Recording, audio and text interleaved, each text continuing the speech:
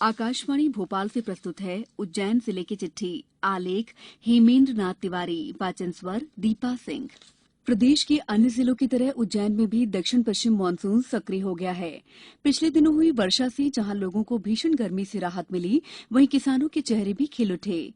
किसानों ने अगली फसल की बोवनी की तैयारी शुरू कर दी है। अभी पूरे उज्जैन जिले में कभी तेज धूप खिलती है तो कभी वर्षा होती है। मौसम में आ रहे इस उतार चढ़ाव से तापमान में घटबढ़ हो रही है। वहीं उमस भरी गर्मी का असर भी दिखाई दे रहा है।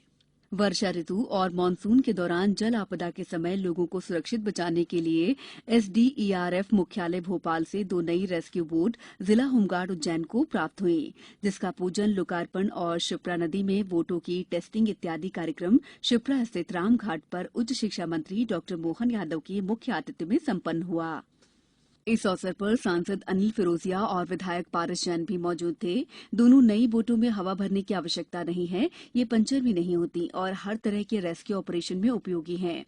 बोटों में 8 व्यक्तियों के बैठने की क्षमता है। पिछले 15 दिनों से एसडीआरएफ की विशेष टीम ने रामघाट पर क्षिप्रा नदी में बाढ़ बचाव प्रशिक्षण का कार्य चल रहा है, जिसमें नए बोट चालक, कुशल तैराक, गोताखोर और डीप डाइवर्स तैयार किए जा रहे हैं। एसडीआरएफ कमांडेंट संतोष कुमार जाट ने बताया है कि इस प्रशिक्षण के दौरान विभाग का लक्ष्य है कि होमगार्ड के 50 कुशल मोटर बोट चालक और 100 से अधिक सामान्य तैराकों को विशेष तैराक के रूप में तैयार करें। उज्जैन जिला अस्पताल में फंगस ऊटी शुरू हो गई है। इसे प्रारंभ करने के लिए जिन अनिवार्य उपकरणों की आवश्यकता थी, जिसे उज्जैन के वरिष्ठ नाक कान गला रोग विशेषज्ञ डॉक्टर पीएन वर्मा, जो हाल ही में जिला अस्पताल में सिविल सर्जन भी लगभग 10 लाख रुपए की लागत के अपने निजी उपकरणों को जिला अस्पताल में स्थापित करवाकर स्वयं ही मरीजों के ऑपरेशन में सक्रिय भूमिका का निर्वहन कर रहे हैं। डॉक्टर वर्मा के अनुसार जिला अस्पताल उज्जैन में ब्लैक फंगस के अब तक 10 ऑपरेशन सफलतापूर्वक किए जा चुके हैं और इस बीमारी में जिला अस्पताल उज्जैन में किए जा रहे बेहतर इलाज के कारण अन्य जिलों में भी ब्लैक फंगस के मरीज निरंतर उज्जैन जिला अस्पताल पहुंच रहे हैं। केंद्रीय मंत्री थावरचंद गहलोत और मध्यप्रदेश शासन के उच्च शिक्षा मंत्री डॉ मोहन यादव ने नागदा के बीमा अस्पताल में 25 अतिरिक्त ऑक्सीजन बेड की शुरुआत की। इसमें 10 वेंटिलेटर भी शामिल किए गए हैं। उज्जैन जिला कलेक्टर ने चरक हॉस्पिटल के निरीक्षण के दौरान निर्देश दिए हैं कि कोरोना की तीसरी लहर के लिए अभी से तैयार रहें। विशेषज्ञों की आशंका के आधार पर कलेक्टर उज्जैन ने तीसरी लहर में बच्चों के अधिक संक्रमित होने की संभावना को ध्यान में रखते हुए तैयारी के लिए चरक अस्पताल के प्रथम तल पर वर्तमान में बच्चों के लिए संचालित 15 पीआईसीयू बेड, 60 ऑक्सीजन बेड और आवश्यकता पड़ने पर कोविड हेतु बच्चों के लिए आरक्षित करने तथा 60 नए ऑक्सीजन बेड स्थापित करने के निर्देश दिए।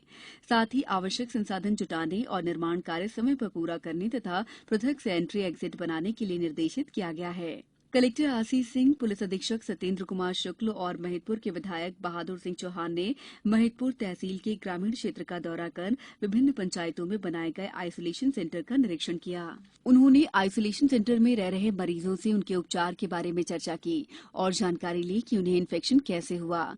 कलेक्टर ने विभिन्न ग्राम पंचायत मुख्यालयों में सर्वेक्षण दल से भी चर्चा की और निर्देश दिए कि 100% सर्दी खांसी के मरीजों को मेडिकल किट दी जाए और उनके ऑक्सीजन सैचुरेशन और टेम्परेचर की जांच चिकित्सा विभाग के कर्मचारी और डॉक्टर घर जाकर अनिवार्य रूप से करें।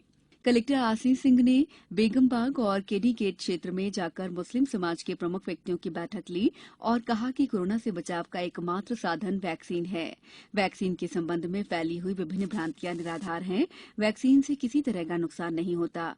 उन्होंने सभी धर्म और समुदाय और आयु वर्ग के लोगों से अपील की है कि वे टीकाकरण केंद्रों पर जाकर टीका अवश्य लगवाएं। जिले में 16 जून से 30 जून के लिए अनलॉक 2 का दूसरा चरण प्रारंभ हो गया है। जिला प्रशासन ने इसके लिए गाइडलाइन भी जारी कर दी है।